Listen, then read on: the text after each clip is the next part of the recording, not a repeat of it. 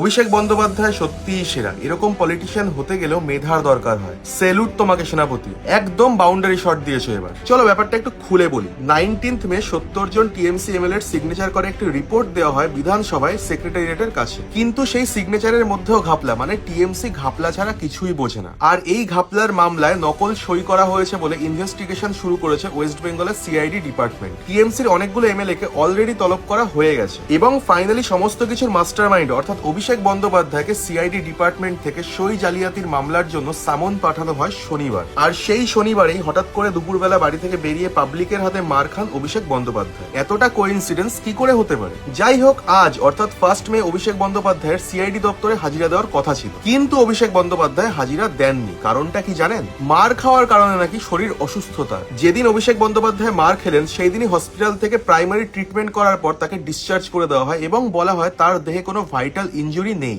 তাহলে কিসের অসুস্থতা? পুরো প্ল্যান করে নিজের দলের লোকের হাতে মার খেলেন উনি, হসপিটালে গিয়ে নাটক করলেন উনি, অসুস্থ সাজার ভান করলেন উনি, এবং সিআইডি দপ্তরে হাজিরা দিতে হলো না। এনার থেকে কোনো বড় পলিটিশিয়ান আর হতেই পারে না। অভিষেক বন্দ্যোপাধ্যায় সত্যি ওয়েল প্লেড।